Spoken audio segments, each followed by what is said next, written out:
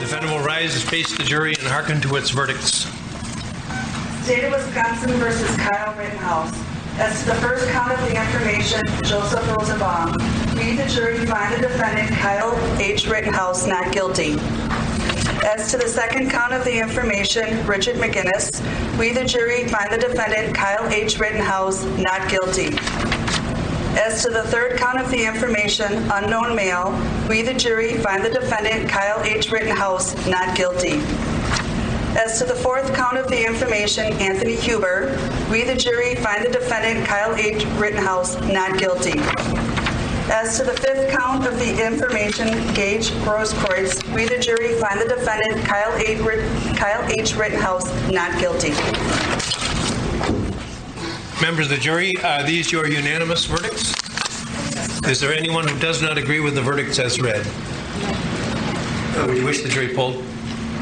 No. Okay. Hi, I'm Mark Levin.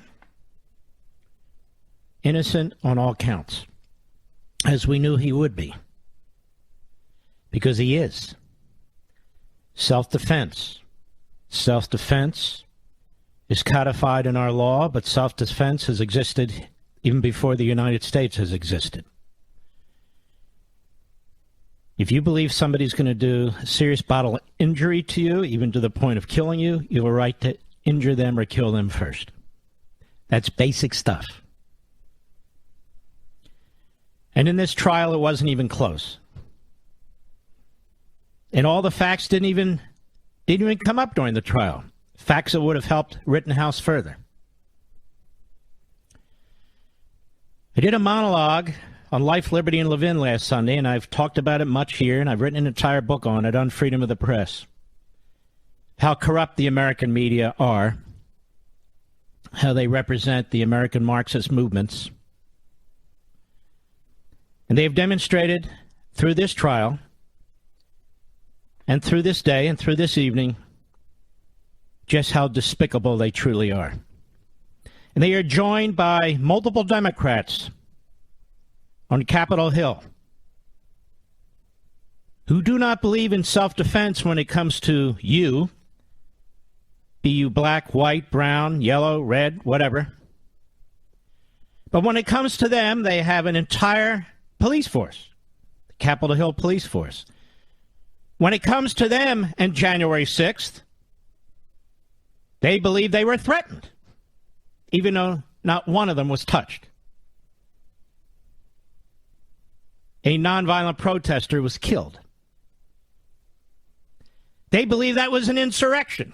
They believe that was the greatest crime against humanity.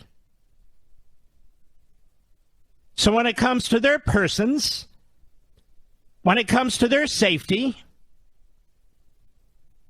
they want private safety, publicly subsidized safety, their own police force, National Guard, whatever it takes. But when it comes to your safety, you don't even have a right to defend yourself while they're disarming, defunding, slashing the budgets of law enforcement, while their party is directing police officers to put down their weapons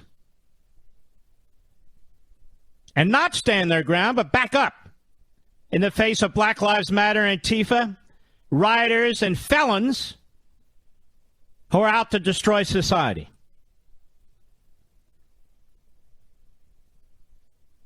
Now, we really do need to make an assessment of the media in this country. If there is violence in any city, it is on the hands of MSNBC and CNN. Is it on the hands of those so-called reporters who've been tweeting? It's on the hands of Democrats in Congress. It's on the hands of Joe Biden, who made another stupid statement today, issued a stupid statement today, even though he said earlier today that he hadn't watched a trial. So his handlers, his puppeteers, who move his mouth and move his hands to sign things, they told you what they think. Because, you know, ladies and gentlemen, we've moved from systemic racism in the police force to systemic racism in society, particularly when it comes to white people. Now, this case had absolutely nothing to do with race. But there's Al Sharpton. There's Al Sharpton, an anti-Semite. There's Al Sharpton, who became infamous early in his life about lying about police. The Tawana Brawley case. The Crown Heights case. Guy works for MSNBC. Everybody wants to know what Al thinks, right? Or look at the sleaze that is the Scarboroughs. Look at it. They'll say anything for a buck. They need the job to subsidize their lifestyle. Just watch. Watch as the Democrats who defended the rioters, the violent rioters, all through 2 summers ago. Watch as they are angry to the point of promoting violence, encouraging violence.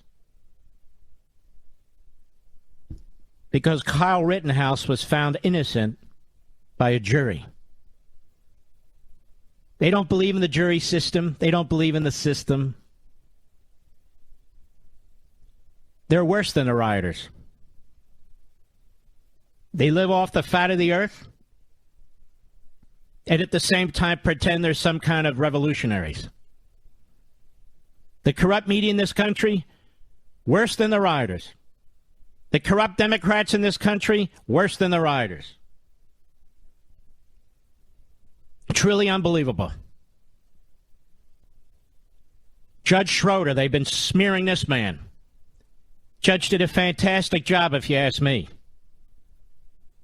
A fantastic job. The prosecutors in this case demonstrate an all too familiar pattern that they are willing to violate the United States Constitution, the orders of a court, and they're prepared to undermine justice in order to count another scalp and play to the mob. If the mob hadn't been rioting in Kenosha, none of this would have happened. None of it. But they were. Jacob Blake's uncle outside Kenosha Courthouse. Why do I care what he has to say about this case when the jury already spoke? Why is he getting attention from the media on this issue when it has really nothing to do about race? Had to do about 3 men who tried to kill a 17-year-old and a 17-year-old that chose not to be killed and fought back. You're not allowed to fight back. You're not allowed to have a weapon. You need to roll over as they defund or slash the police budgets in this country, as they order the police to stand down against the rioters, as the governor of Wisconsin refused President Trump's offer of National Guardsmen, as Pelosi did when it came to the Capitol building. Liz Cheney won't be looking into that because she's a fraud. Because the Cheneys and the Bushes and the Rhinos and all the rest seek the destruction of Trump. You know, I watched this Chris Christie. It's amazing. He's on Fox. He's on MSNBC. He's on CNN. He's on quasi-conservative radio. He's on liberal radio. This guy's a chameleon. A very fat chameleon, but nonetheless, he's a chameleon. And he's written a book which will fail. Nobody's going to follow Chris Christie. Nobody. Chris Christie represents the old Republican Party, not the Reagan Republican Party, the old Republican Party. The party of the Cheneys and the Bushes. The party of the Romneys. The party of the McConnells. That's Chris Christie. And that's a loser. That's a losing prescription for this country. I don't know why certain hosts, colleagues or otherwise, feel the need to promote Christie because he's promoting a book. I don't know.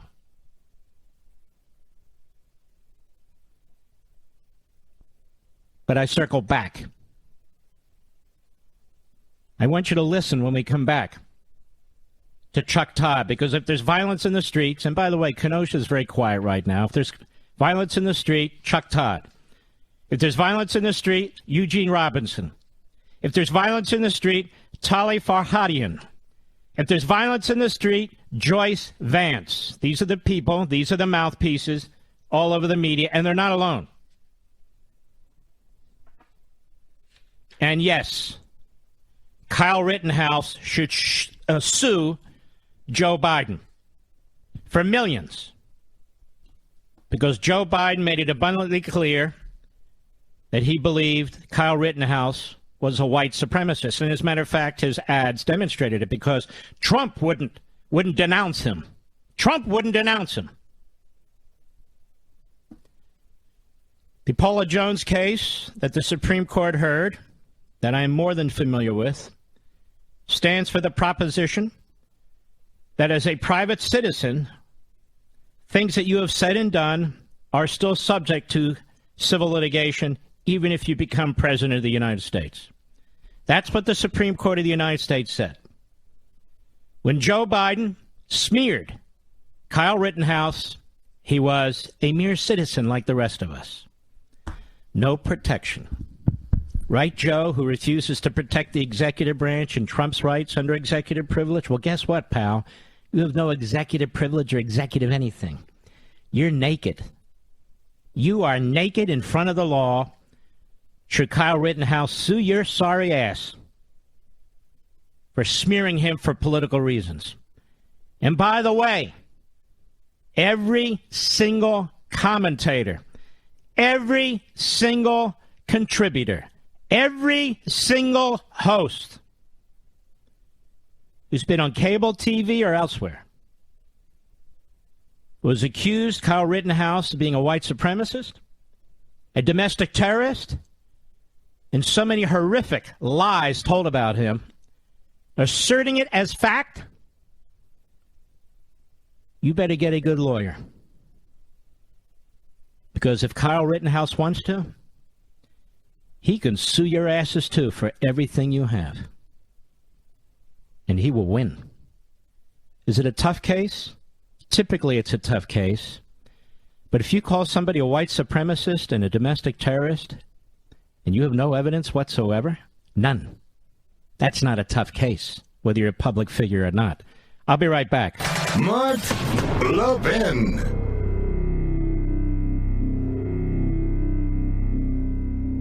American history and civics education is at a turning point. Will we allow bureaucrats and lobbyists to choose what school children are taught, or will we teach the whole truth? My friends at Hillsdale College argue for teaching the truth. They've made the Hillsdale 1776 curriculum downloadable for free at levinforhillsdale.com, available not only to teachers but also to citizens just like you to share with other concerned Americans. This complete K-12 history and civics curriculum, designed to give educators guidance, not mandates, allows students to learn the tragedies and triumphs of American history as it really happened. Only through a complete and honest study of our history can students fully understand the world in which they live. Our children deserve to be taught the truth through a sound curriculum that was created by teachers, not bureaucrats, and upholds the dignity of each individual. America's future depends upon an honest, candid look at our history. Download Hillsdale's 1776 curriculum for free today at levinforhillsdale.com.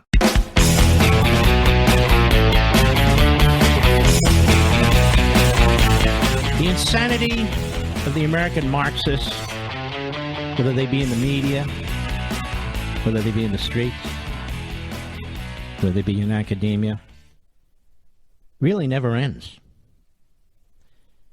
I've heard some members of Congress, some in the Black Caucus, some not, saying things like, Kyle Rittenhouse was a white vigilante.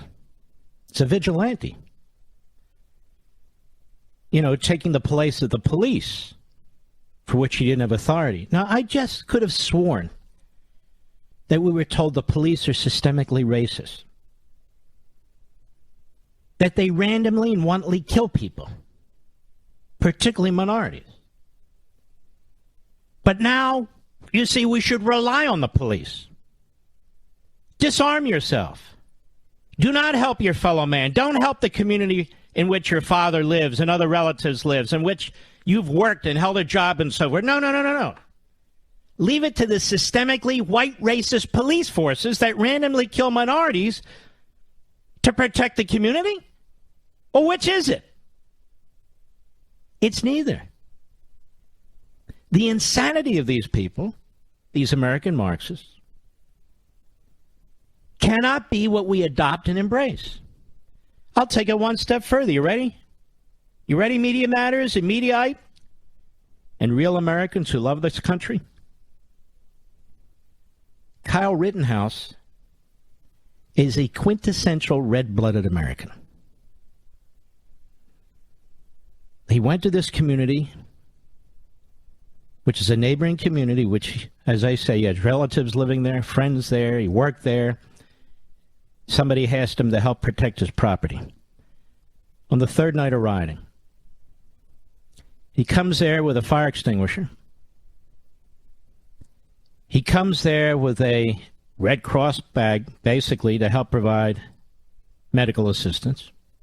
And he arms himself because he's smart, because he knows it's a riot situation where the mob has been hitting people, harming people, beating people, killing people.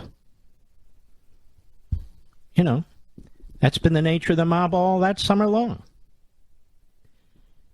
And so he exercises his free will. He exercises his right to help the community. That's not a vigilante. What, you have to be in the Peace Corps? Is that it? One grotesque individual, a felon, who raped a little girl, chases him down and tries to kill him or harm him, but he's shot, and he's killed first. Another one chases him down, smacks him in the head with a skateboard, and then in the neck, comes at him again, and he shoots him and kills him. And then the third one points a gun at his...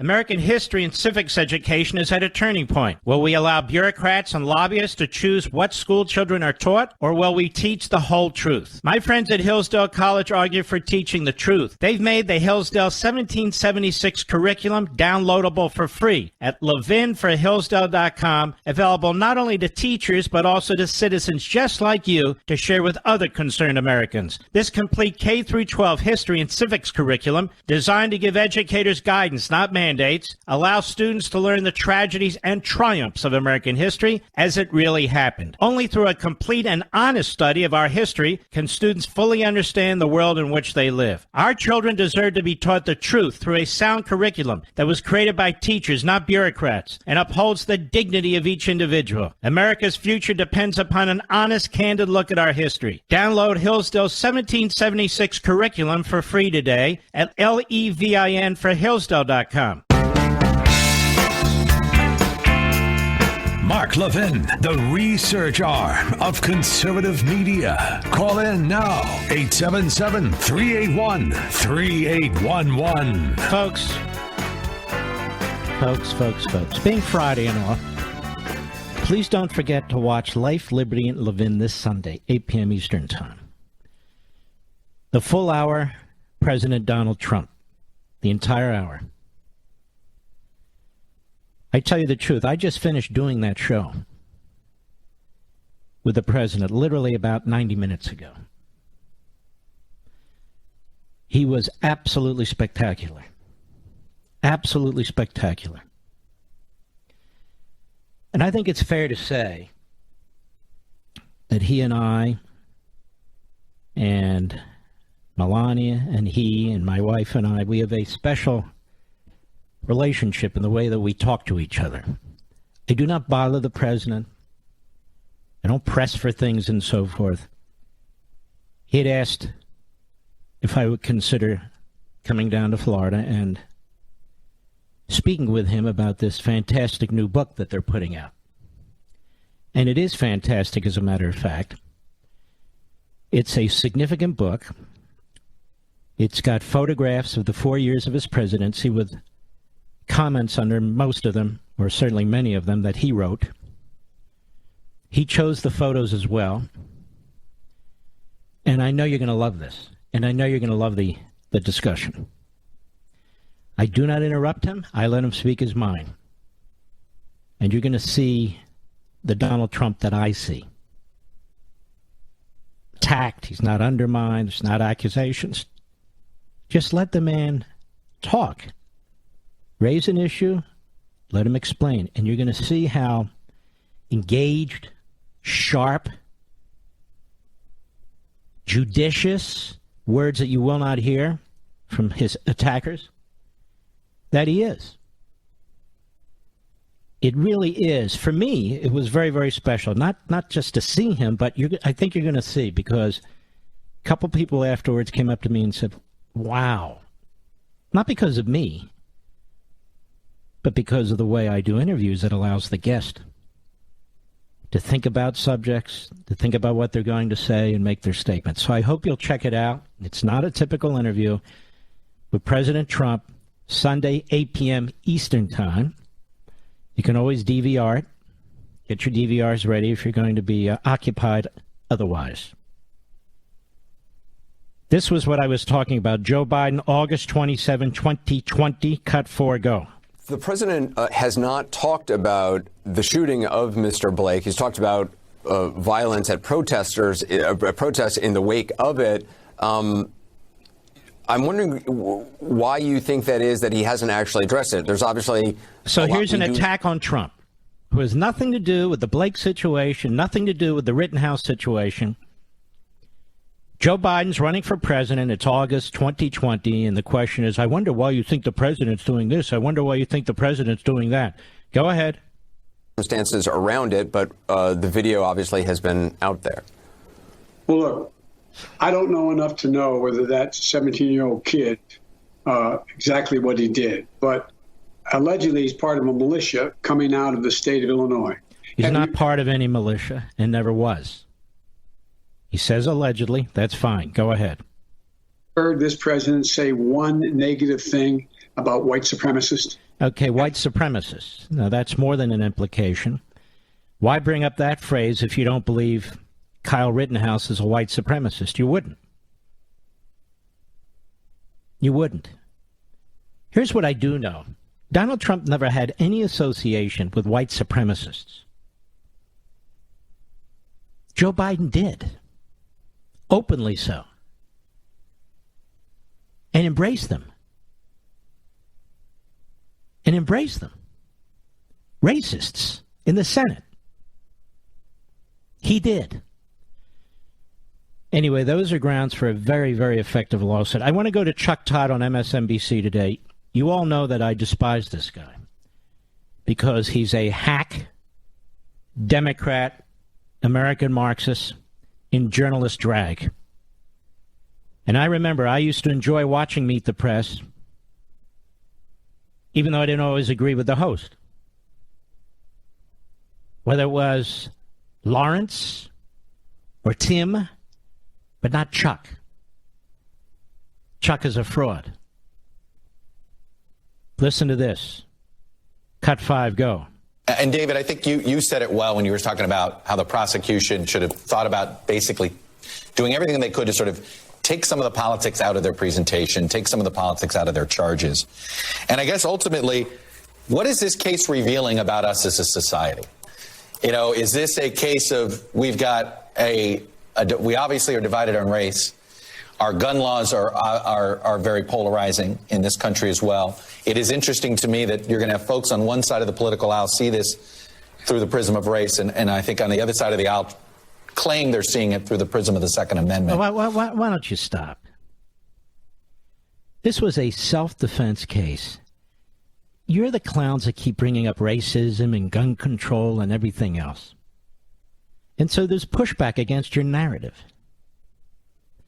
Because people like me, who love this country and believe in the Constitution, all of it, were well aware if there had been guilt found by the jury in any of those charges, you would have politically interpreted it as finally a jury standing up on race, or finally a jury standing up against the Second Amendment and so forth, because this is all you know. You're a political, not even animal, reptile. I guess that's an animal. Go ahead. I guess the question's going to be, if you're an elected official in Wisconsin, what are you looking at? Are you looking at your gun laws? You're looking at your gun laws. Folks, there's a riot taking place. People are burning buildings. People are attacking. Many of them aren't using guns at all. They're using knives, skateboards, baseball bats, frozen bottles of water, hard-boiled eggs, hardballs, that is baseballs, sharp objects. They're using flagpoles, sharpening the edges, using them as spears. We saw that in Portland as well. You're going to look at your gun laws? Ladies and gentlemen, the jury system worked. Ladies and gentlemen, the gun laws worked. The good guy lives. The bad guys, 2 died, 1 was injured. This is exactly how it should have turned out. And I'll say it again. Kyle Rittenhouse is a quintessential American, a red-blooded American, regardless of race, who came to that community to help out. He's not a vigilante. Just listen to these Democrats and these American Marxists trashing the cops over and over again. Systemically racist. That people are frightened of them. Then on the other hand, trashing a citizen who volunteers to help his fellow man. Unbelievable. How about this, Chuck? All 3 of these men who attacked Kyle Rittenhouse had long felony records. Long felony records. Why were they out of prison? Maybe Wisconsin needs to look at its criminal code. Maybe it needs to have tougher sentencing. I'm not even going to waste my time with David Henderson, who's a cherry-picked moron. But he's a former federal who cares? Now, Jacob Blake's uncle's outside the Kenosha courthouse. Why? Here's what he has to say. Cut 6, go. But when you have the guy who's presiding over the whole thing, puts his hands on the scale and allows this young man literally to walk out, he gave him a pass. He didn't allow evidence. So the judge did it. The Democrat-appointed judge put his hands on the scale and let him walk out. I guess Jacob Blake's uncle isn't aware that there was actually a jury.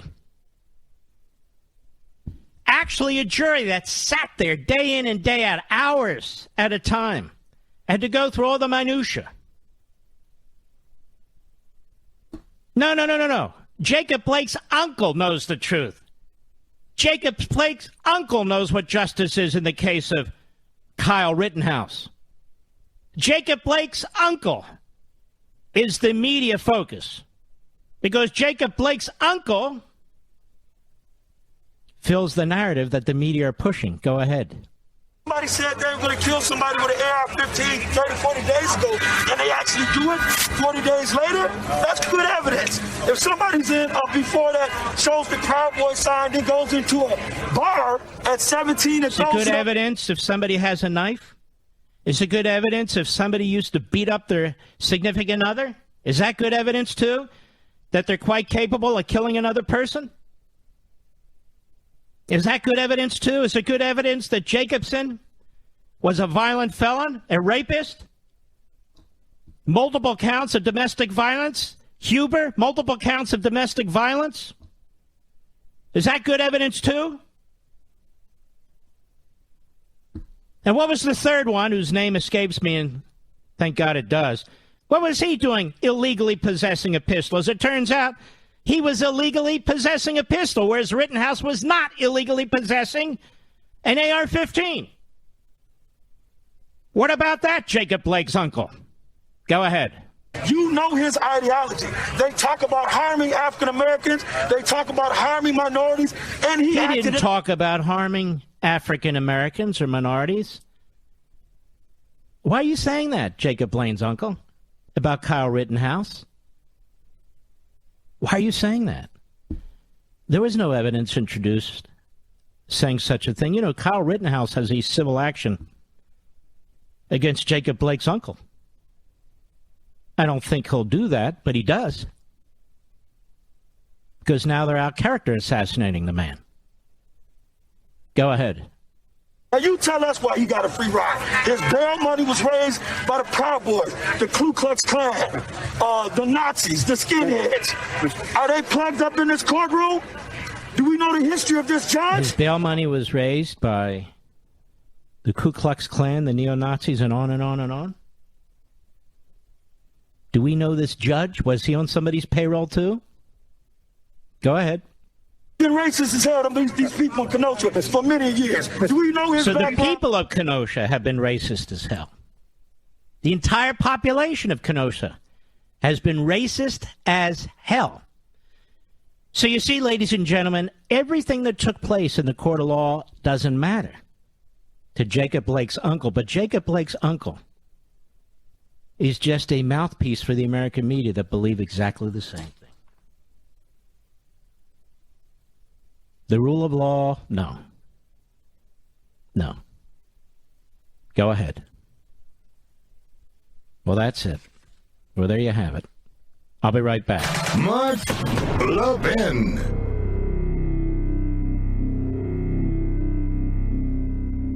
American history and civics education is at a turning point. Will we allow bureaucrats and lobbyists to choose what school children are taught, or will we teach the whole truth? My friends at Hillsdale College argue for teaching the truth. They've made the Hillsdale 1776 curriculum downloadable for free at levinforhillsdale.com, available not only to teachers but also to citizens just like you to share with other concerned Americans. This complete K-12 history and civics curriculum, designed to give educators guidance, not mandates, allow students to learn the tragedies and triumphs of American history as it really happened. Only through a complete and honest study of our history can students fully understand the world in which they live. Our children deserve to be taught the truth through a sound curriculum that was created by teachers, not bureaucrats, and upholds the dignity of each individual. America's future depends upon an honest, candid look at our history. Download Hillsdale's 1776 curriculum for free today at levinforhillsdale.com.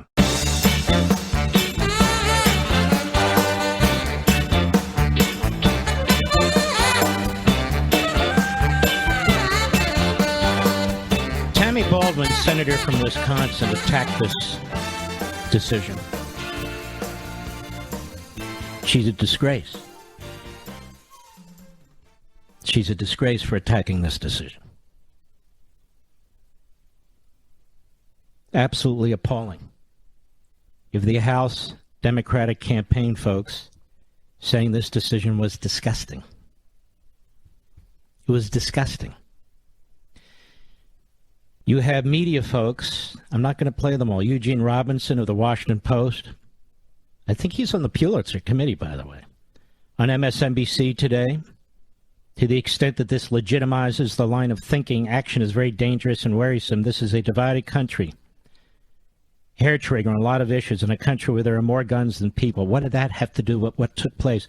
I don't remember him being concerned about violence and more guns than people when the riots were taking place. They were mostly peaceful, right? Tali Farhadi and Weinstein, whatever, NBC News legal analyst, dangerous combination, effectively, saying of self-defense laws and proliferation of guns. That's a legal analyst. Joyce Vance, another MSNBC legal analyst, compares Kyle Rittenhouse to a bank robber shooting at people trying to stop the robbery. Why do they have to make parallel arguments? Why do they have to argue in the alternative? We know exactly what took place here. And I want you to know, folks, it's no thanks to MSNBC and NBC, and it's no thanks to CBS and ABC. It's no thanks to the New York Times and the Washington Post. It's thanks to independent, free press journalists. Journalists like journalists at the founding of this country. The corporate press, listen to me. America's corporate press, these big corporations that own these newsrooms, are thoroughly and completely corrupt and dishonest. They are propagandists for the left. That's it. Case closed. If it wasn't for the independent free press, young people working for the Daily Caller, the Daily Wire, working for Blaze, working for all themselves all over the place with video. If it wasn't for them, we wouldn't have this information. If it wasn't for them, we wouldn't know the truth. Instead, we'd be getting propaganda from the likes of Chuck Todd and so many others. Thank God for our new, free, independent press that work outside these social regimes of the New York, Washington, and L.A. corporate. AT&T owns CNN, Comcast owns NBC and MSNBC, and on down the line. Thank God for these brave young men and women who put their lives on the line. Why in the world should you even believe the press on anything anymore? They covered up the Holocaust. They promoted Castro. They pushed the Russia collusion narrative, which was a lie from day one. They covered up the Hunter Biden scandal. They're covering up the Joe Biden scandal. They had joint bank accounts and so forth. These are disreputable, dishonest individuals cloaked in roles as journalists. This is the corporate press. They are corrupt. Absolutely corrupt. As they sit silently and dare not comment on what China is doing to the Uyghurs, lest they have their press passes pulled and can't go into that genocidal regime. That genocidal regime that is now poised to attack Taiwan after the Olympics. Unbelievable. All right, when we come back, what the Democrats in the House of Representatives are trying to do to this great country. Every single phony moderate voted for it, except some clown in Maine because it didn't go far enough. Every single phony moderate voted for it.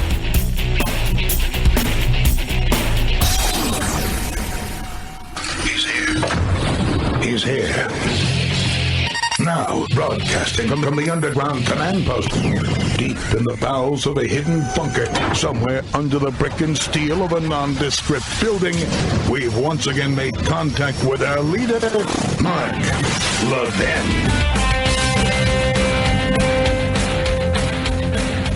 Hello, America. Mark Levin here. You know, Kyle Rittenhouse is going through treatment for post-traumatic syndrome.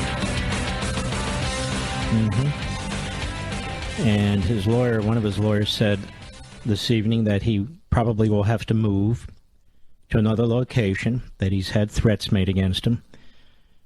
Again, you can thank the American media for this. The corporate media.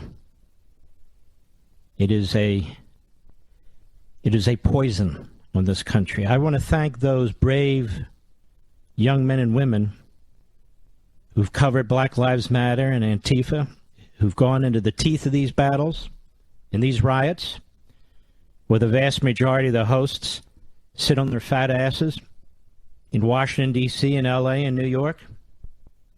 These young people get paid next to nothing.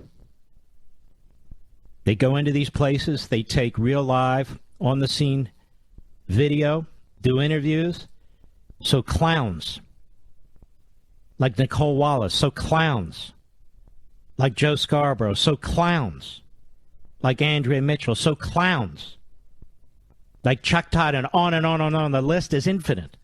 Can sit back and give their opinions. These fraudulent, phony journalists. As I said before, these are Democrat, American Marxists, dressed up in journalistic drag. That's it. And by the way, have you noticed again this Chuck Todd haircut, Mr. Producer? Like a third grader. I'm thinking more and more, that haircut reminds me of Benito Mussolini, actually. It really does. But that's a whole other story. So, folks, the Democrats passed this phony Build Back Better Act. Build Back Better? It's Tear Down Forever Act. They say it's $1.75 trillion.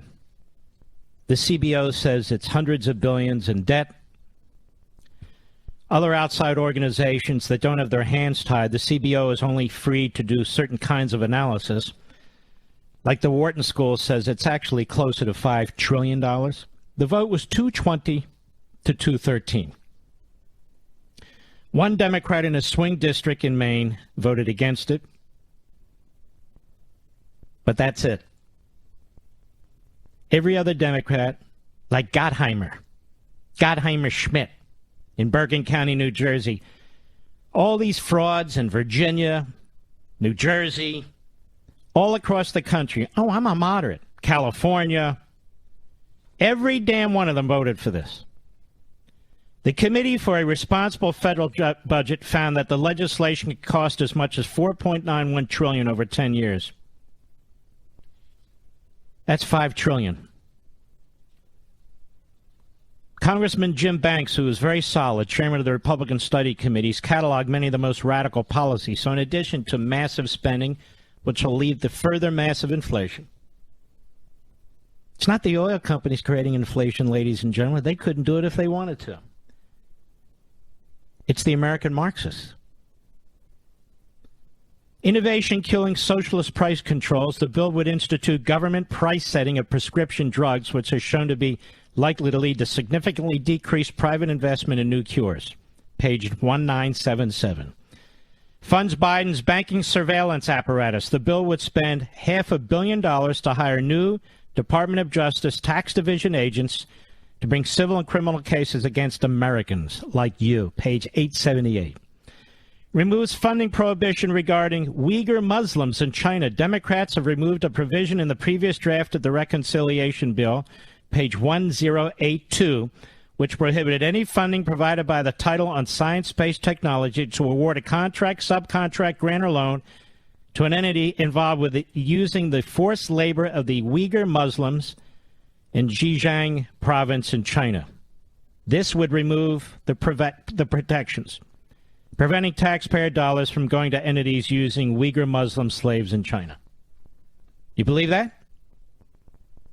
4. Tax support for trial lawyers, page 1970. This provision modifies current law expensing rules to allow plaintiffs' attorneys to deduct out-of-pocket litigation costs in the year they are incurred, rather than waiting until the conclusion of the litigation. The provision applies to amounts paid, incurred, or received in taxable years beginning after the date of enactment.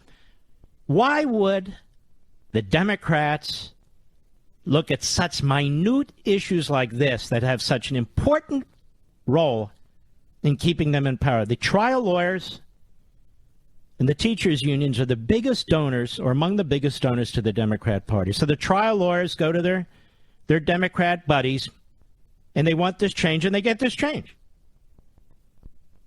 When you're talking about a bill that's almost 3,000 pages long, all kinds of stuff is in there like this. None of it's going to help you. 5, nicotine tax. The bill would add back language imposing a new tax on nicotine, which is a clear violation of Biden's pledge not to tax people that make under $400,000 a year. Page 1973. This is unbelievable. We talked about this. Tax credit for journalists.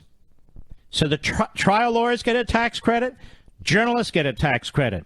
The bill would add back language creating a tax credit applied against Medicare employer taxes for wages paid to journalists. Page 1957. 21st century segregation. The bill would add back $500 million for schools of medicine, prioritizing funding based on racial demographics and requiring faculty to be hired and students to be recruited based on prioritizing racial and democratic characteristics. Page 658. So this is in the medical profession, both those who teach and those who attend. There will now be a quota system.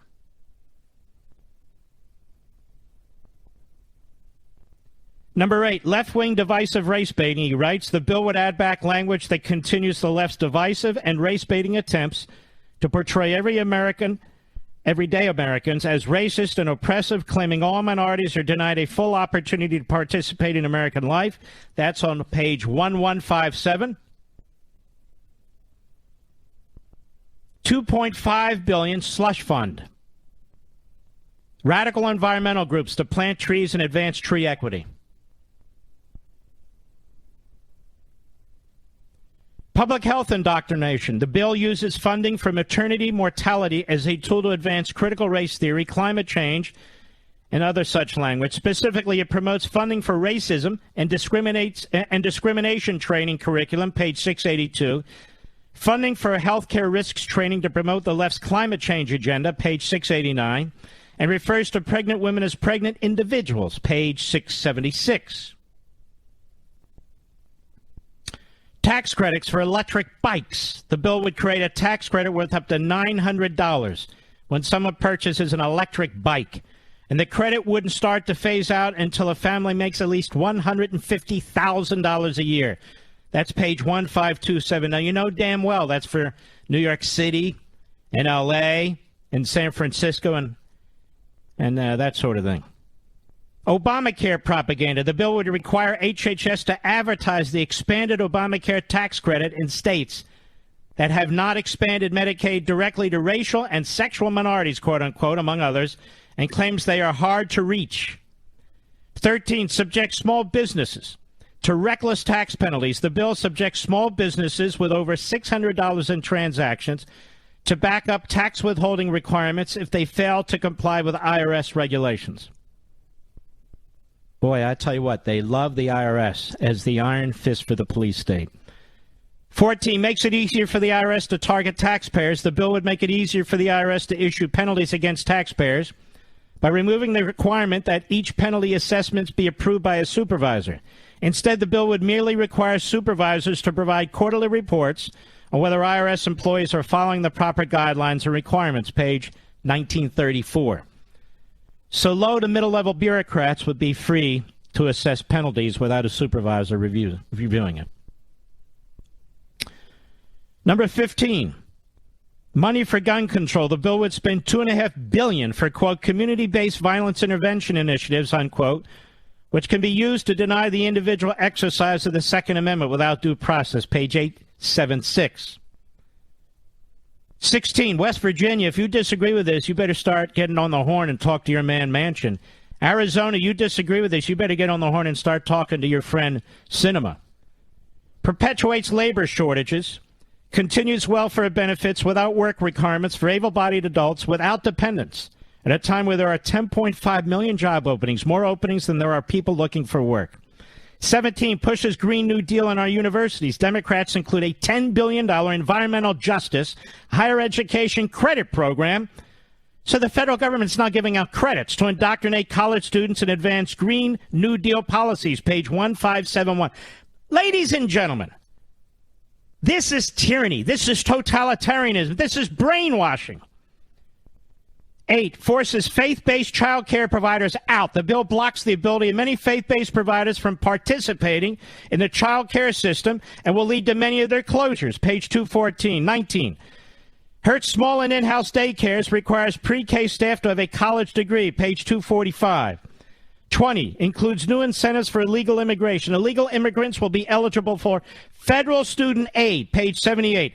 An enhanced child tax credit. Page 1647. Increases OSHA penalties on businesses that fail to implement the mandate up to $700,000 per violation. Page 105, they're trying to create a statute to support this. Includes nearly $1 billion in funding for Department of Labor to increase enforcement of these penalties. It goes on and on and on. I have additional items here that I will get to after we interview Jim Jordan in just a minute. I'll be right back. Mark Levin.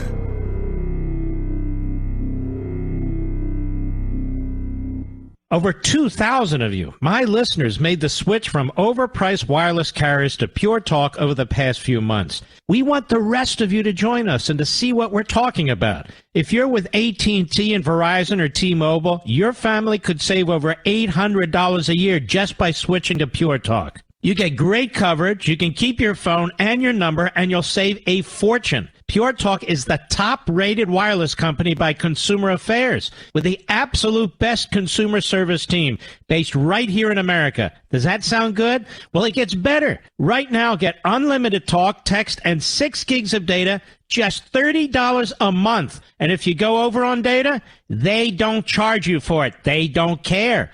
Go to puretalkusa.com and enter promo code Levin Podcast. Again, puretalkusa.com, promo code Levin, Levin Podcast. And when you do, you'll save 50% off your first month. That's puretalkusa.com, promo code Levin Podcast. Pure Talk USA, simply smarter wireless.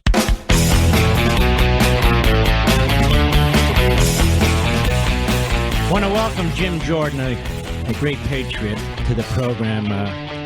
Congressman Jordan, the original purpose of the reconciliation process was that both chambers and both parties would have to get together and work out their differences on spending. Yeah. It was set up originally by Robert Byrd for that specific purpose. And one of his former aides said if he knew that it was going to be used for this, he would never have supported it. So they've completely perverted this process, have they not?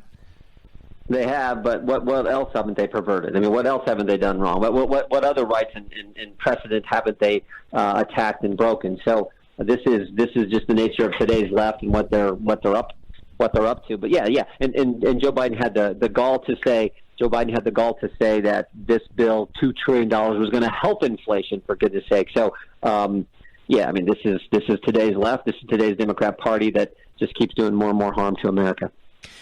It's obviously this is a kamikaze party because they feel they're going to lose in 2022. I don't talk that way because I want our people to come out and fight like we're behind.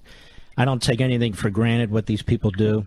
That's the right attitude, yeah. And so they're like a kamikaze party. They think, okay, we've got 2 years, we control the government, let's get everything in we have to. It's like Obamacare. So we'll lose a cycle, we'll lose 2 cycles, but we're setting in place, we're enshrining forever our agenda. Here's my concern. This is supposed to be a republic. So the Democrats, it's 50-50 in the Senate, and by the quirk of the Constitution, they have the vice presidency who can break a tie. They won today effectively by 3 or 4 votes. And so they can fundamentally alter our economic system, our immigration system, our governing system. Fundamentally alter it. Here's my question to you. That's not what a republic is supposed to be about. In one election, we can't win every election, Congressman. So every election where they're in a majority, they're going to be able to turn this country inside out? Well, that's what they're up to. When we win it back, we're going to have to turn it right side up. We're going to have to put things back in the proper perspective. And yes, we will. We have to. We have to. And I think it's growing. I mean, I think moms and dads showing up at school board meetings. What happened in Virginia? What happened in the Rittenhouse case? Where again, if that wasn't self-defense, I don't know what is. Where the due process, the system, our court system, it worked, and freedom mattered, and standing up for the Second, all those things. So I sense it's gonna come back in the right direction. And Republicans. Now, again, I'm like you. I don't take anything for granted, and we got to work hard to make sure we win next year. But when we do, I think we're going to stop everything that we can, and then we're going to reelect Donald Trump as president in 2024 and get a chance to put the country back on the right path. But it's already started. You can feel almost like a revival for freedom and for Judeo-Christian principles. Listen, I don't disagree with any of that. I don't disagree. We work on this every night here. That's the whole point of the book, American Marxism. We've been building and pushing this one. That said, we're in a culture war. They run the colleges and universities. They run the media. They run academia. I mean, even at the lower levels with the unions and so forth. And we're going to have to start figuring out how to get involved in these aspects of our society. The parents showed us with the school boards. We need to get into these shareholder meetings with these corporations. We need to claw back funds from colleges and universities who are producing and giving tenure to true outspoken Marxists.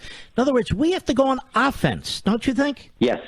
The offense beats defense. All day. My background is the sport of wrestling. You stand around the sport of wrestling, you're going to get your tail kicked. You have to go on the offense. That's the only way you win anything. So, look, I look at history. Someone said this, and maybe I got this from you, Mark. I can't remember, but someone said every third generation in this country has done something big. We had the founders who started this experiment in freedom we call America. 3 generations later, Lincoln held the country together. We got rid of the evil of slavery. 3 generations after that, we had the greatest generation, beat the evil of Nazi Germany and Imperial Japan, and now here we are, 3 generations later, and maybe The way the good Lord has it, it's our turn to do something big and stop this march to communism that we see the left putting us on. And I think it's happening. I mean, 71% of our fellow citizens think this country's on the wrong track. 71%. I mean, frankly, I'd like to meet the 29% who think it's on the right track. But 71% think that. Well, they're on the government payroll. Yeah, exactly. Yeah, but that is the sign of what is happening. And when you start telling moms and dads that government's smarter than they are about their kids, they're not going to take it. You start having a Justice Department that gets so political where they are going after parents, putting a terrorist tag on moms and dads' names. You know, one of the questions I'd like to ask Merrick Garland, what's the number? How many have you already labeled? Mm-hmm. Remember this, Mark, because you were helping us fight this. Remember when the IRS had the BOLO list? Be on the lookout for these groups. With the IRS targeting people, that's what the FBI is doing now. So we're not going to stand for it, and you're seeing good things happen. And I feel I've never felt this optimistic here in the last 10 months. In spite of all the bad stuff Biden's done, I feel optimistic about our country today because of what I'm seeing to start to build out there. But what I'm trying to say is, to some extent, there's a disconnect. For instance, the most horrendous bill in my lifetime was just passed by the tiniest majority in the House. Yeah. Now we have to rely on Manchin and Sinema, who are utterly unreliable, to make sure that this doesn't become law. I mean, let me ask you an honest question here. Do you think either of them is reliable? Do you think either of them will help stop this? See, I hope so. I mean, they've seemed to be strong thus far. I hope so. I served with Senator Sinema. I found her to be a colleague that you could talk with and work with somewhat on the Democrat side. Frankly, there aren't many of them left. So I'm encouraged by that. I hope that's the case, that they stand firm and do the right thing. But we're just going to have to see. Can you stay with me a few more minutes? Sure. Because you have a brand new book too I want to discuss. But I want to drill down just a little bit further. We're talking to the great Congressman Jordan, and I'll be right back.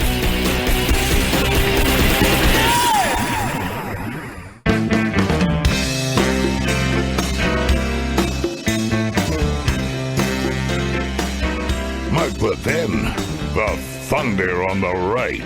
Call in now, 877-381-3811. It's always a pleasure to have Jim Jordan with us. Now, Congressman, I sure as hell hope if we take the House in 2022, we are going to hold some very aggressive hearings on this administration, on this Biden family, on what the Democrats have been doing to the House of Representatives. I mean, they're going to subpoena fellow colleagues. This January 6th committee where Pelosi wouldn't let you and others sit on the committee, where it's a Soviet-style Stalinist committee where these people have already made up their minds. Yes.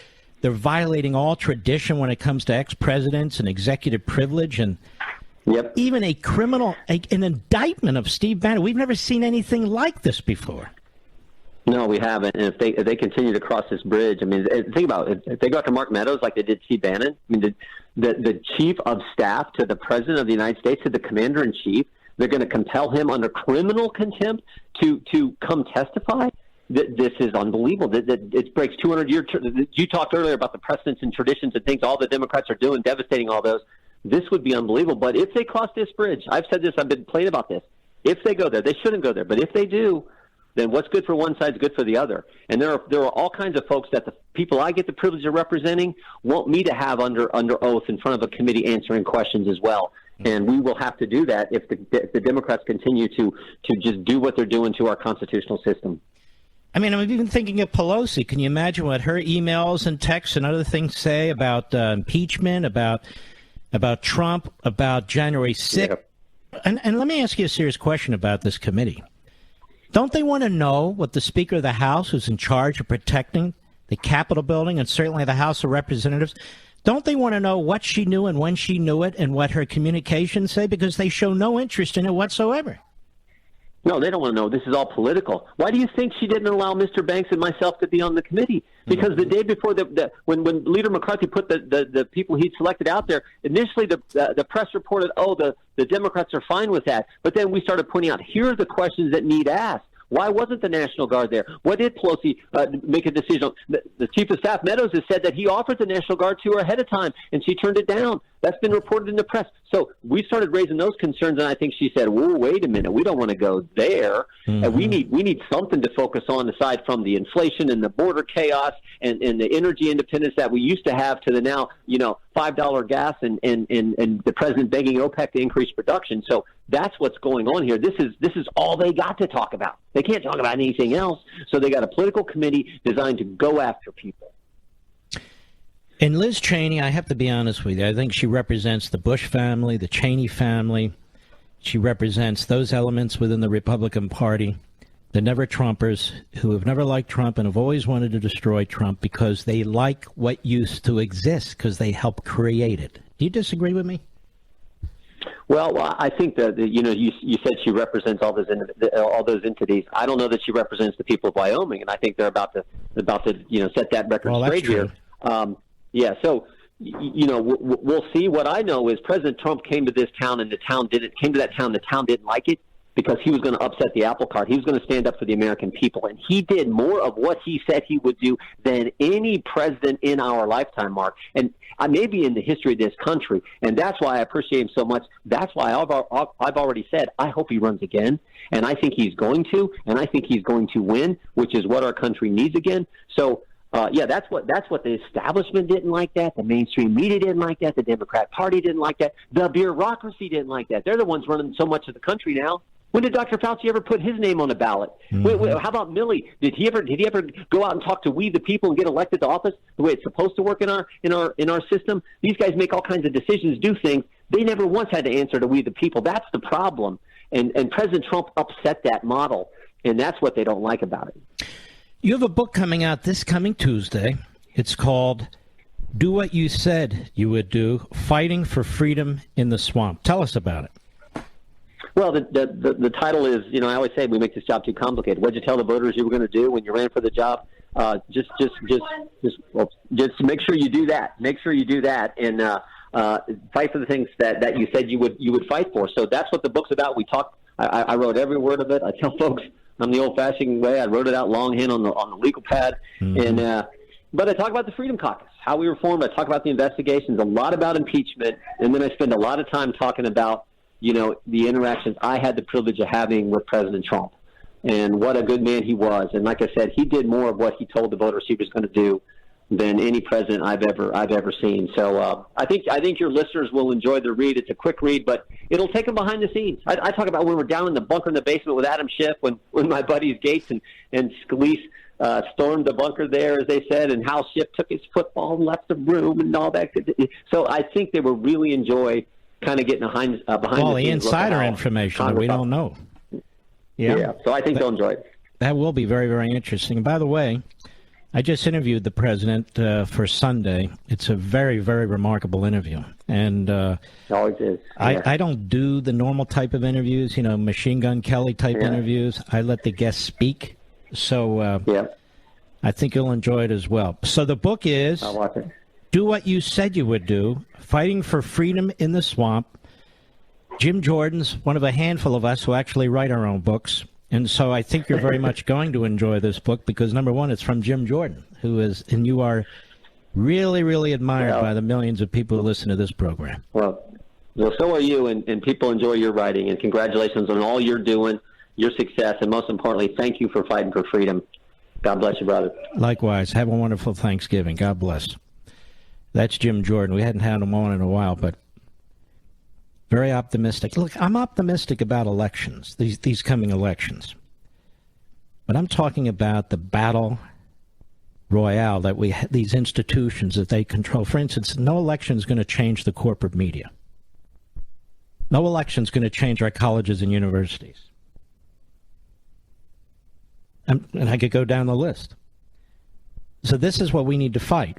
And that's what my book's about, American Marxism. I'm not hawking it right now. I don't want you to misunderstand. I'm just making a point that politics and culture are not mutually exclusive.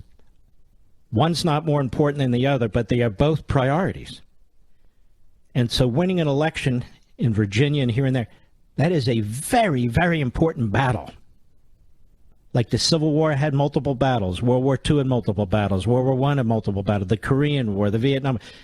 I view these things in that context. Unarmed battles. Although the other side seems more armed than not. But you understand my point. So you can't say, all right, great, all right, kitchen table issues. No, that's not going to fix these cultural issues that we have. It's just not. I want to go through a few more of these points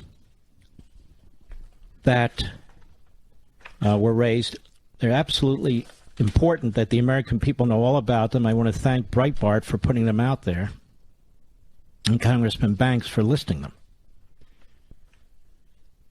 This bill coerces businesses to meet union boss demands by increasing Fair Labor Standards Act penalties by an astronomical 900%, page 105. See, this bill is filled with special laws, special punishment, special fines, special credits for the Democrat Party base. For the Democrat Party base. They reward their base. They empower their base. Number 23, makes unions bigger and more powerful. The bill revives a provision from an earlier version that would subsidize union dues that would only serve to strengthen the influence of union bosses and not American workers generally. 24, pushes Democrats' wasteful and confusing school lunch agenda. $250 million for, among other things, quote, procuring culturally appropriate foods, unquote. Page 275. Number 25, furthers radical abortion agenda. The bill would also further Democrats' radical pro-abortion agenda by allowing taxpayer money to fund elective abortions, subsidizing plans that cover them, and creating new ways taxpayer money could be spent on pro-abortion facilities. So the Hyde Act, the Hyde Amendment, is out for the first time. Number 26, drives up costs on America's utility bills. It includes a tax on natural gas, eventually up to $1,500 per ton, that can cost the American economy up to $9.1 billion and cost 90,000 Americans their jobs. Page 361. Number 27, too bad the media didn't do this, includes kickbacks for the left's Green Energy Special Network. $3 billion for, quote, environmental and climate justice block grants. $3 billion for radical degrowth groups. Page 373. And tens of billions more for green energy special interest subsidies, loans, and other carve-outs. Tens of billions. 28, gives wealthy Americans tax credits. Hundreds of billions of dollars in, quote, green energy, unquote, tax credits will be given to those who can afford expensive electric vehicles and other so-called green innovative products. Page 1434. 29, furthers Democrats' social justice agenda, includes equity initiatives throughout the bill. In fact, the word equity is mentioned 32 times. Number 30, grants deportation protection and work permits to illegal immigrants. The bill would grant 5-year parole to certain illegal aliens who file for parole, pay a fee, and complete a law enforcement background check, quote, to the satisfaction of Biden's DHS secretary, unquote. Such a parole would include both travel and work permits, a real ID driver's license. It would be extended until 2031, page 862. That's amnesty. Amnesty to millions. 31, increases visa limit. Democrats would bypass annual limits on immigration by adding unused employment-based visas on top of the existing 226,000 family preference visa floor and recapturing hundreds of thousands of previously issued visas from past years. The bill would also give lottery visas to anyone who was denied one due to the pandemic or because President Trump's immigration policies. That's hundreds and hundreds of thousands of more visas. Number 32, grants fast-tracked green cards for those seeking middle-class careers in America. Language included in the bill exempts certain aliens from the annual green card statutory limits and has been described as a hidden pipeline for U.S. employers to flood more cheap foreign graduates into millions of middle-class careers needed by American graduates. Page 867. 33, increases energy dependence on OPEC, Russia, and China. The bill includes mineral and energy withdrawals on federal lands, page 912.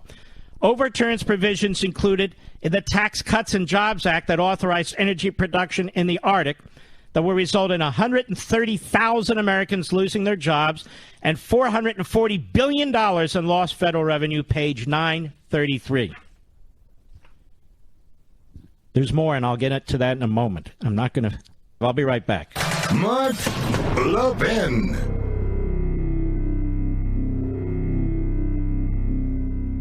Over 2,000 of you, my listeners, made the switch from overpriced wireless carriers to Pure Talk over the past few months. We want the rest of you to join us and to see what we're talking about. If you're with AT&T and Verizon or T-Mobile, your family could save over $800 a year just by switching to Pure Talk. You get great coverage, you can keep your phone and your number, and you'll save a fortune. Pure Talk is the top-rated wireless company by Consumer Affairs, with the absolute best consumer service team based right here in America. Does that sound good? Well, it gets better. Right now, get unlimited talk, text, and 6 gigs of data, just $30 a month. And if you go over on data, they don't charge you for it. They don't care.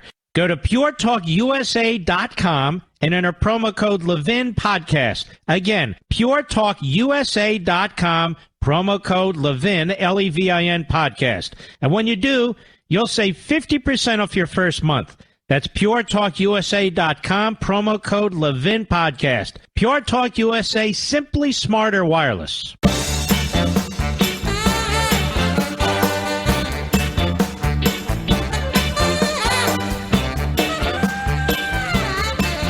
By the way, this bill would absolutely destroy West Virginia. Absolutely destroy West Virginia. So I can't even believe Manchin's even flirting with supporting it. They'd have to gut this bill, gut it, in order to save West Virginia. I'm just being honest. You know, I've talked about preborn. I've talked about it several times. I don't have the commercial in front of me. They've been a sponsor. And they wanted me to tell you something. Thanks to you folks in this audience, nearly 300 babies' lives that would have been terminated were saved. I am proud of this. I am proud of you. Nearly 300 babies' lives that would have been terminated were saved. Thanks to this audience. I want to thank you. Now I want to finish this list that's in the bill. Number 35, Democrats' feckless China bill is included. Concepts from the insanely weak Endless Frontier Act including billions of dollars in research funding that will likely result in American intellectual property going to China. Page 954. 36, punishes red states for failing to adopt Green New Deal provisions.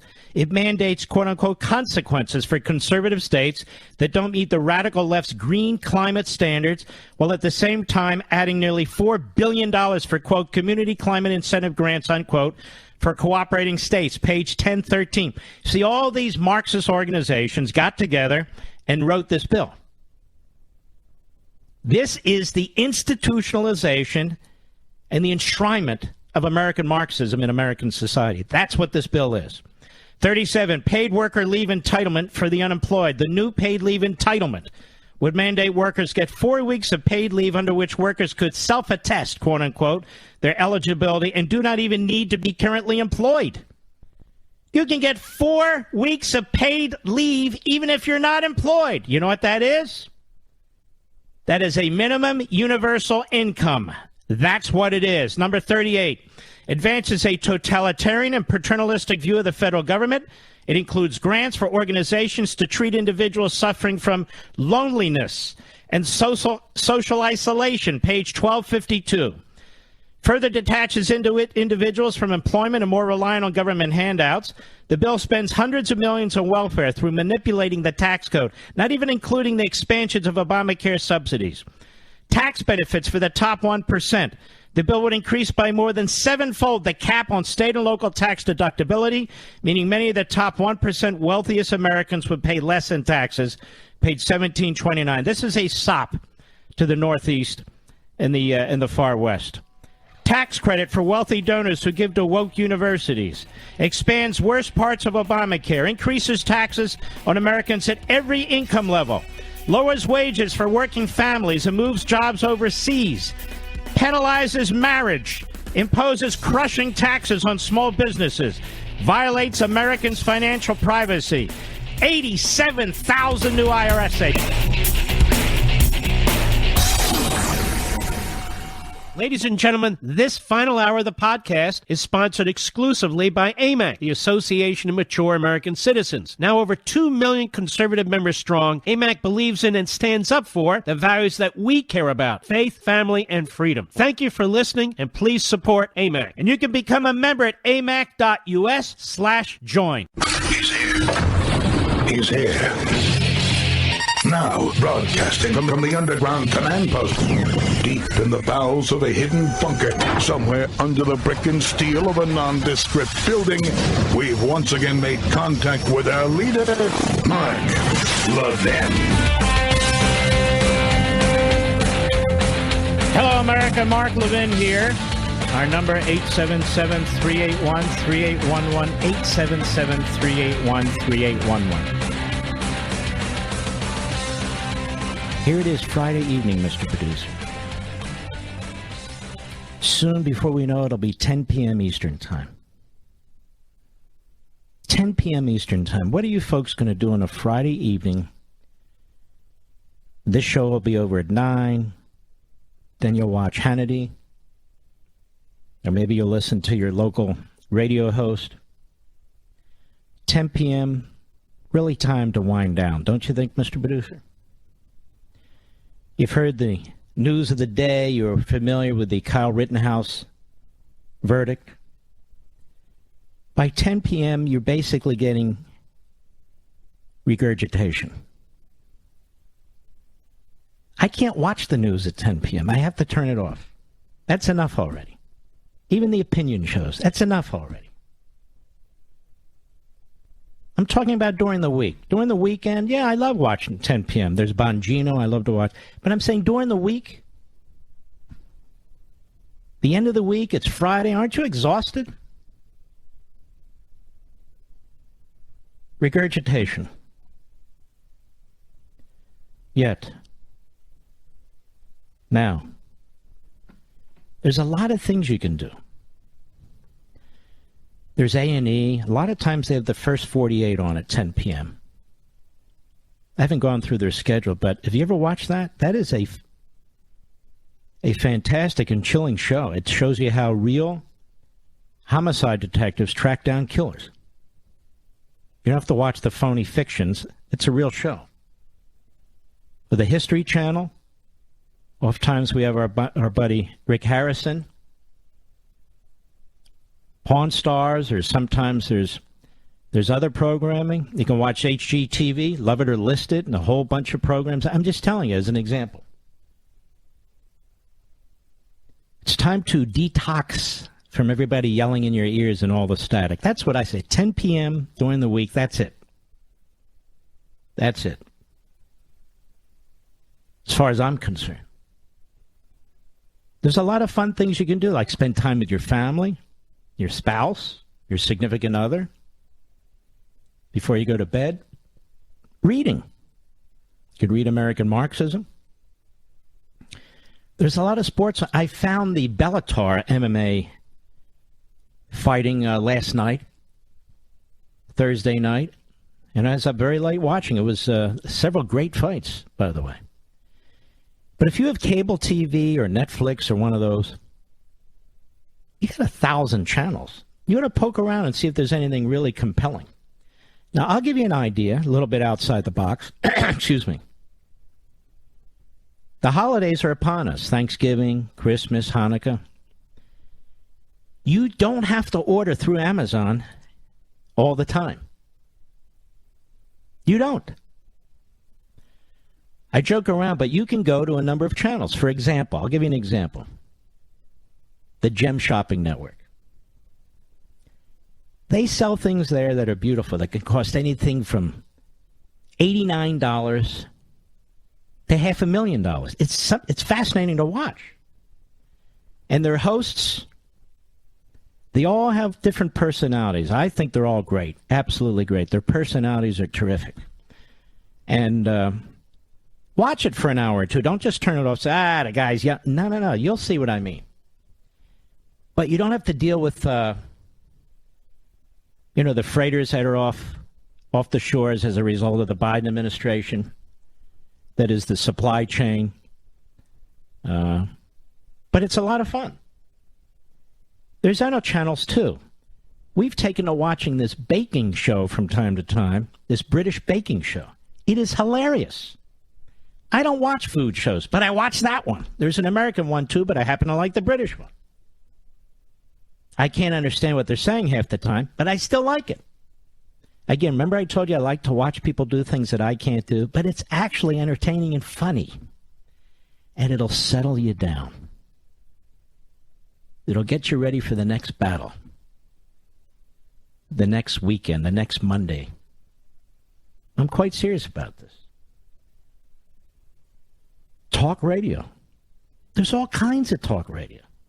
There's all kinds of podcasts. 10 p.m. Check them out. Enjoy yourself. It's Friday night. Wind down. You don't need another blithering, on and on person to tell you what you already know. At least that's my opinion. It's not aimed at any particular channel or person. I'm just telling you what I do. 10 p.m., that's it. Unless it's Gutfeld. Gutfeld, I think he's on 11. That is a great show. That is a funny show.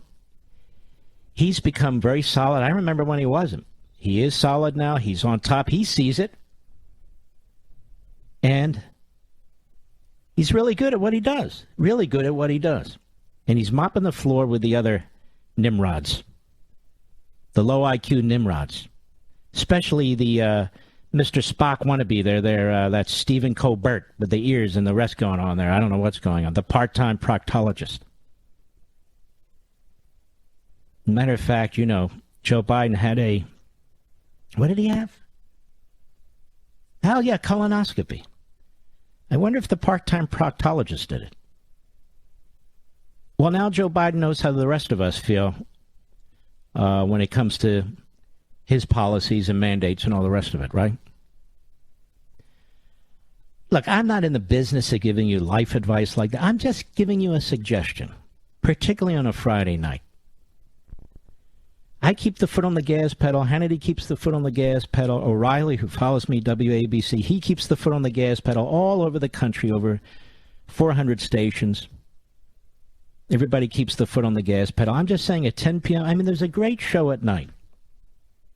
The Truckers guys are very good. Other shows very good. They just, you know, when I was growing up, that's what I would do. I would listen to talk radio at night.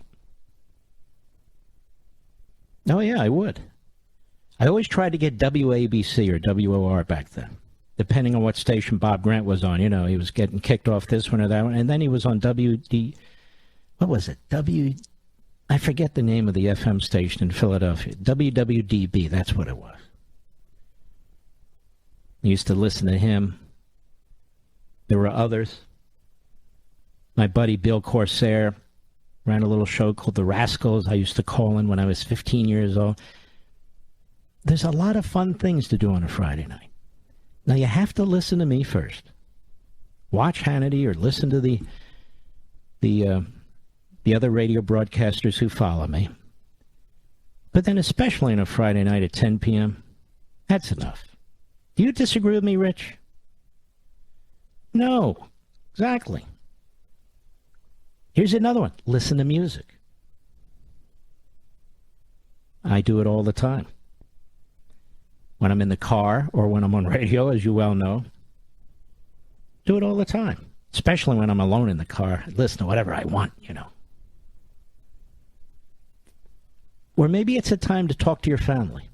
Whatever it is. Shut the TV off. Unless it's something entertaining. Unless it's something that's almost goofy.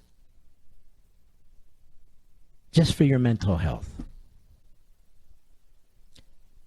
I have found that very few things that are said at 10 p.m., 11 p.m., midnight are interesting or unique or compelling. They're repetitive. Whether it's sports, whether it's news, whether it's commentary, whatever it is. By that point, it's repetitive. Just a thought. I'll be right back. Mark Levin.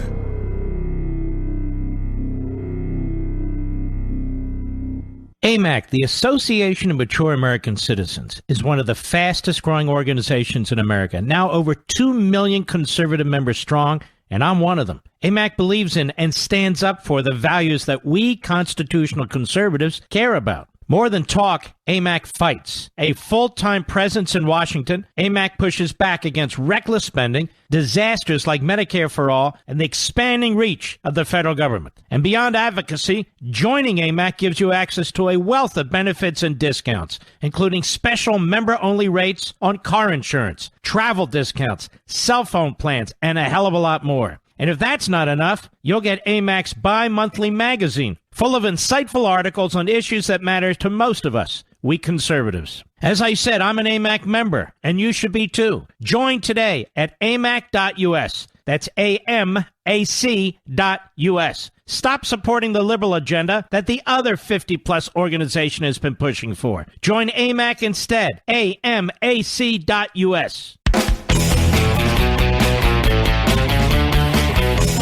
Now, many of these so-called moderate Democrats in these marginal or Republican districts, every single one of them outside of Maine, voted for this horrendous bill, just so you know. Every single one of them. Now, they're going to lie to you how we slashed it, we got rid of the bad parts. I read to you 47 bad parts. And this is the largest amnesty in American history. The largest amnesty in American history is in this bill based on what I read to you. And again, our friends at Breitbart provide a list of who these members are, and I want to give you the list. You should vote against each and every one of them. You should defeat them. You should defeat the Republicans who voted for the first phony infrastructure bill. Tom Malinowski, Democrat, New Jersey. Lauren Underwood, Democrat, Illinois. Sidney Axney, Democrat, Iowa. Abigail Spanberger, Democrat, Virginia. Connor Lamb, Democrat, Pennsylvania. Carolyn Bordeaux, Democrat, Georgia. Ron Kind, Democrat, Wisconsin. Lizzie Pinnell Fletcher, Democrat, Texas. Haley Stevens, Democrat, Michigan. Tom O'Larian, Democrat, Arizona. Sherry Bustos, Democrat, Illinois. Matt Cartwright, Democrat, Pennsylvania. Jimmy Gomez, Democrat, California. Susie Lee, Democrat, Nevada. Susan Wild, Democrat, Pennsylvania. Kim Schreier, Democrat, Washington State. Elisa Slotnick, Democrat, Michigan. Stephen Horsford, Democrat, Nevada. Chris Pappas, Democrat, New Hampshire. Colin Allred, Democrat, Texas. Elaine Luria, Democrat, Virginia. Mike Levin, Democrat, California. Charlie Crist, Democrat, Florida. Peter DeFazio, Democrat, Oregon. Tim Ryan, Democrat, Ohio. And as they say, the amnesty provisions in the filibuster-proof reconciliation package, which only needs majority support in the Senate, have been reviewed by the Senate parliamentarian a number of times.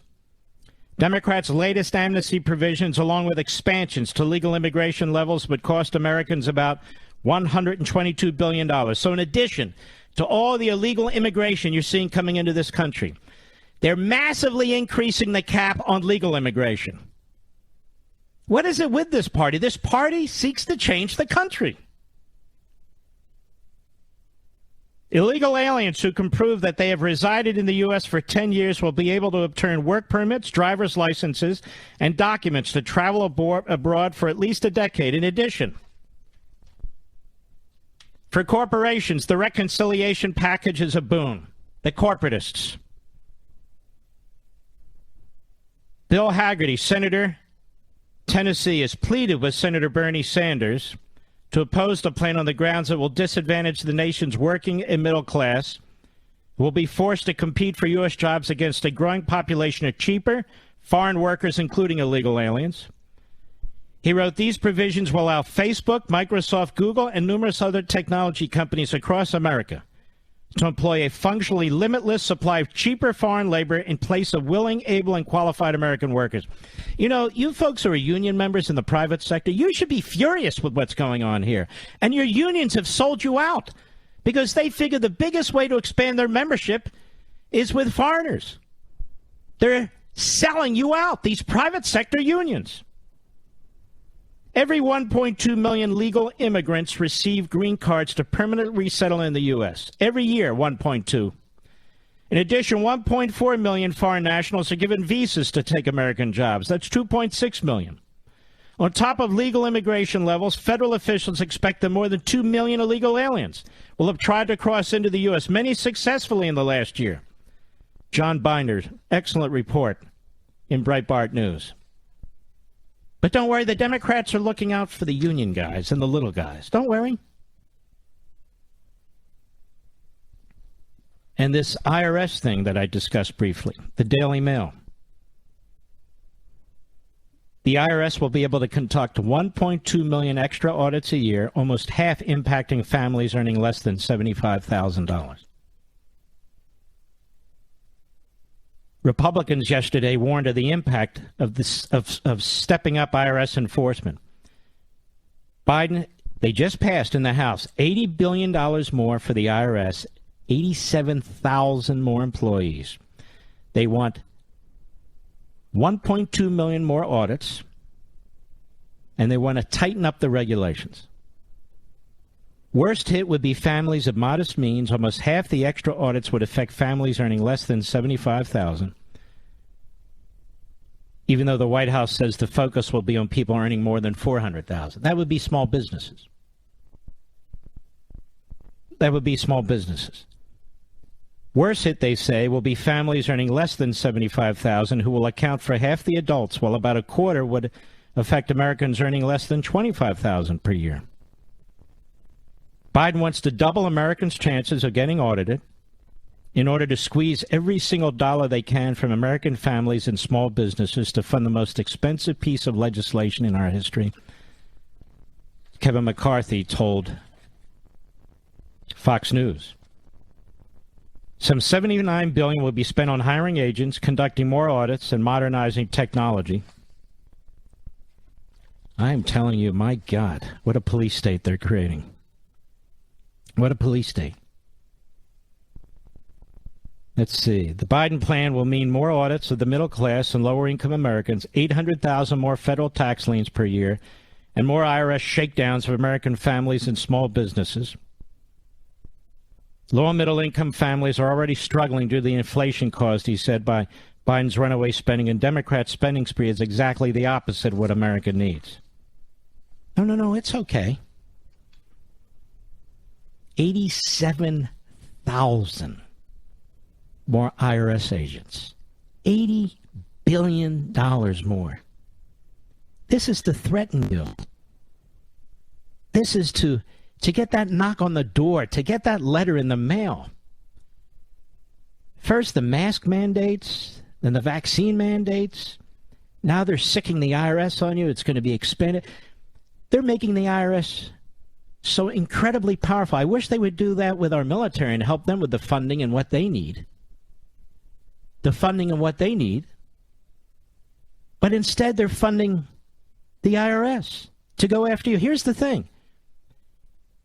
You and me, who pay our taxes every year, we're the enemy. They target us. Now, the people who get our money with the expansion of the welfare state, the people we subsidize, and not just poor people, but wealthy corporations and so forth, they don't treat them like they treat us, the people who are just trying to get by. You folks better call Joe Manchin, particularly in West Virginia. You're not going to have a coal mine. You're not going to have a damn thing. I don't know why he's always on the fence. This, that. I don't know. I got to think about it. Blah, blah. What? What is he talking about? More when I return.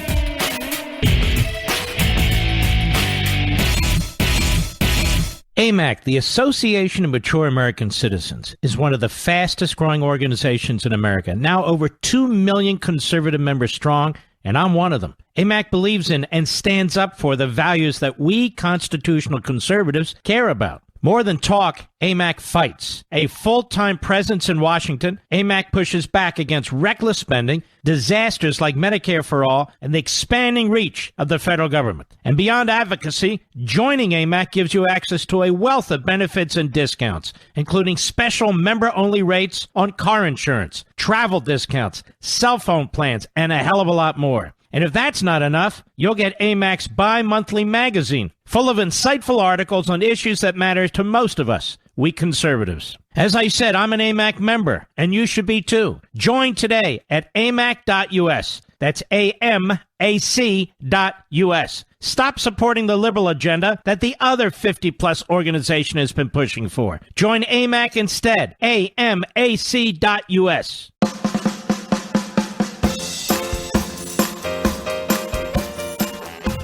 Mark Levin, the champion of liberty and true conservatism. Call Mark now, 877-381-3811.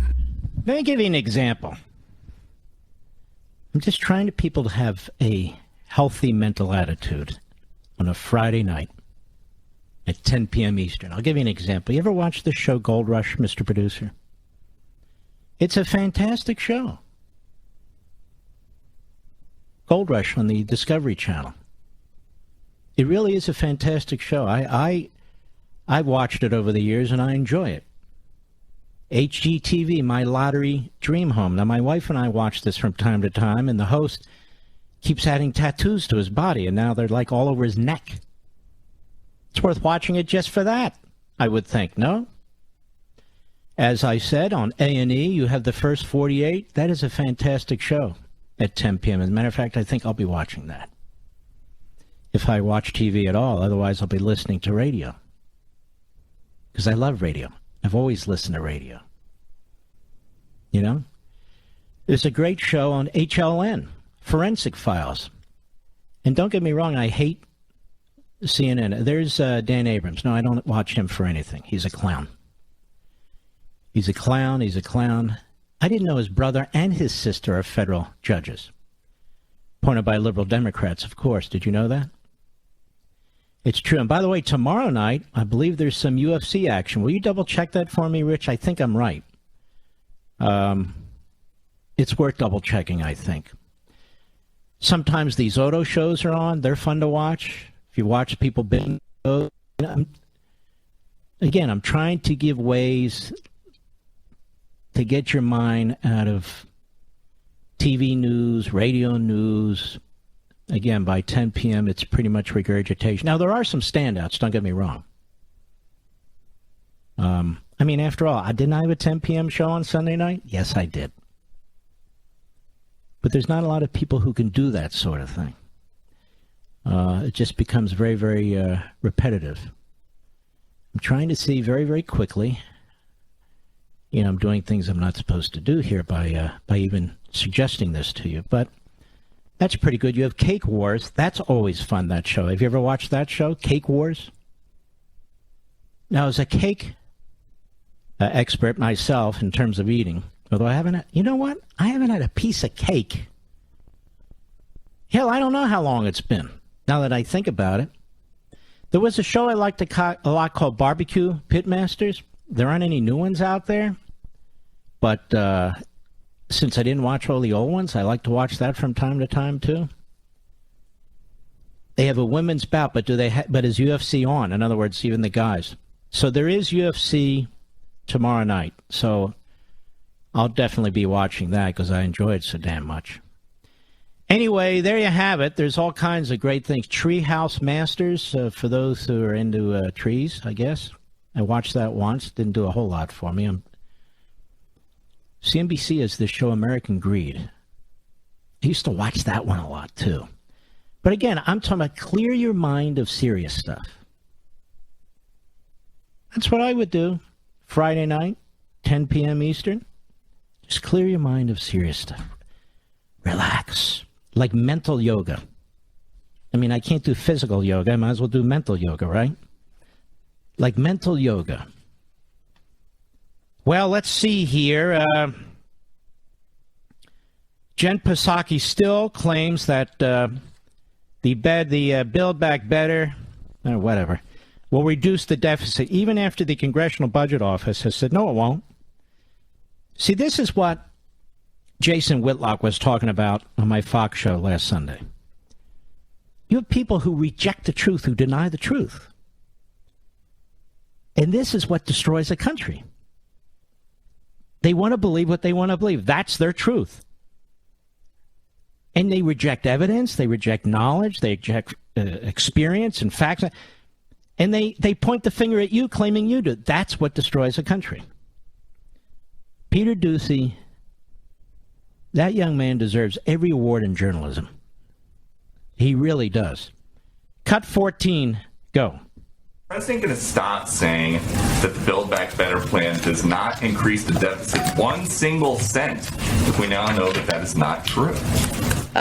It is true, and I would note the several economists and experts out there. I think you're probably talking about the CBO score, which Joe Biden himself in 2010 called the gold standard for Democrats and Republicans. Well, Peter, since we're all here to communicate with the public about accurate information, what I would just note is that one of the components that experts, Democrats and Republicans, including former heads of the CBO, have pointed to is that IRS enforcement is not something that there's a lot of experience in the CBO scoring.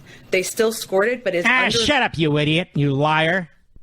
What the hell does she know?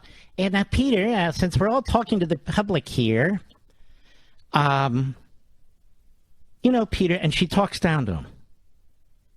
We have former heads of CBO pointed to as the IRS enforcement. It's not something, there's a lot of experience CBO scoring. So why would you listen to former heads of the CBO rather than the CBO itself? What would they know? So forget about what the Congressional Budget Office says. These clowns who have driven up the price of everything, food, clothing, housing, utility bills, gasoline, everything. Listen to them, ladies and gentlemen. The Russia collusion crowd. Listen to them, ladies and gentlemen. They know everything.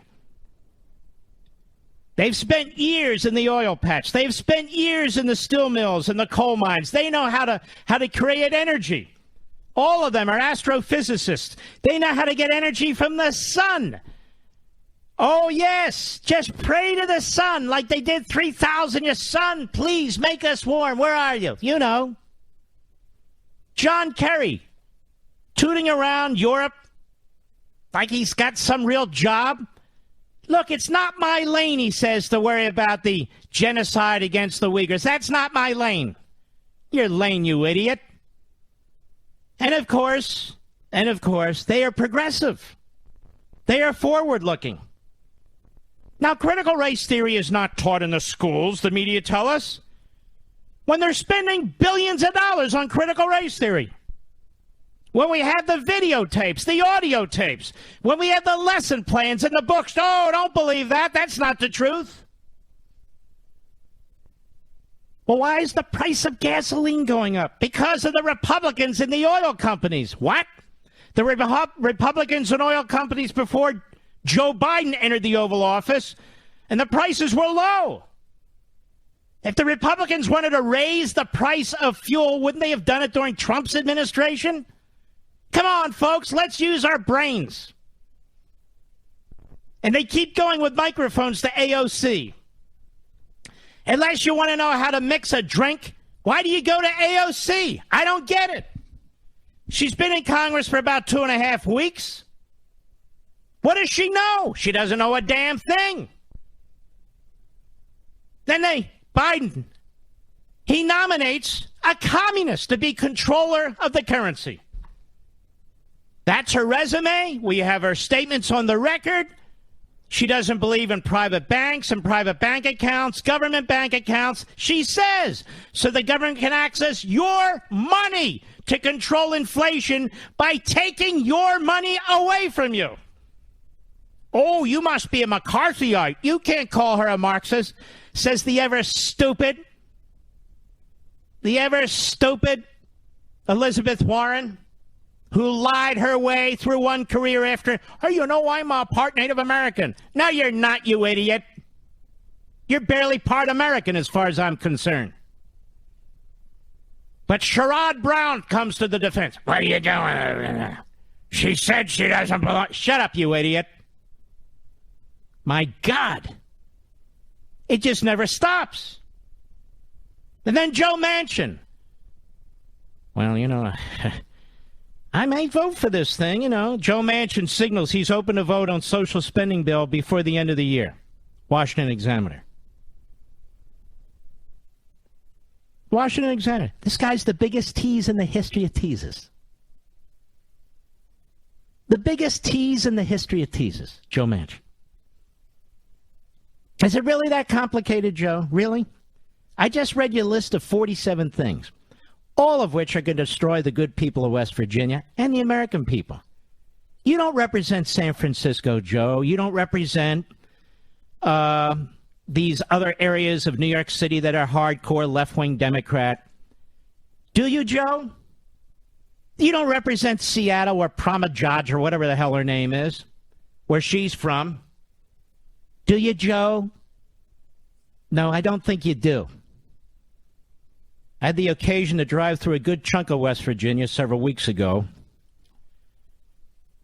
Wasn't a good occasion, don't get me wrong, because my brother-in-law passed away, and he had a property there, and is buried there, and I could see how modestly most of the people of West Virginia live, and I was thinking about this.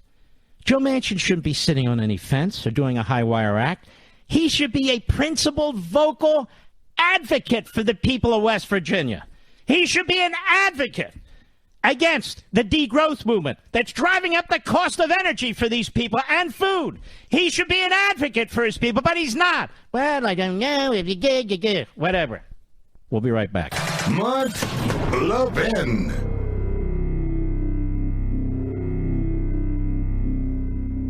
AMAC, the Association of Mature American Citizens, is one of the fastest growing organizations in America. Now over 2 million conservative members strong, and I'm one of them. AMAC believes in and stands up for the values that we constitutional conservatives care about. More than talk, AMAC fights. A full-time presence in Washington, AMAC pushes back against reckless spending, disasters like Medicare for All, and the expanding reach of the federal government. And beyond advocacy, joining AMAC gives you access to a wealth of benefits and discounts, including special member-only rates on car insurance, travel discounts, cell phone plans, and a hell of a lot more. And if that's not enough, you'll get AMAC's bi-monthly magazine, full of insightful articles on issues that matter to most of us, we conservatives. As I said, I'm an AMAC member, and you should be too. Join today at amac.us. That's AMAC.us.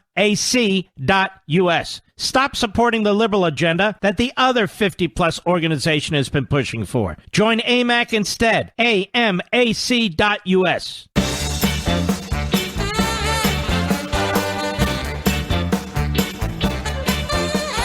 Well, we only have a few more minutes left together, ladies and gentlemen. Don't forget, this Sunday, 8 p.m. Eastern Time, for the full hour, I sit down with President Trump at Mar-a-Lago. And we sit in a room he's really never done interviews in before. It's a beautiful room. He's in a very good mood about talking about a number of issues. And we also have a surprise for you during that show. Something that you're going to be able to get. And it's a wonderful, wonderful surprise. So I hope you'll check it out, 8 p.m. Eastern Time. You might want to DVR it if there's something else you're planning on doing. But it's not your typical interview. I don't do your typical interview, as you well know. Every Friday in your honor, here we go.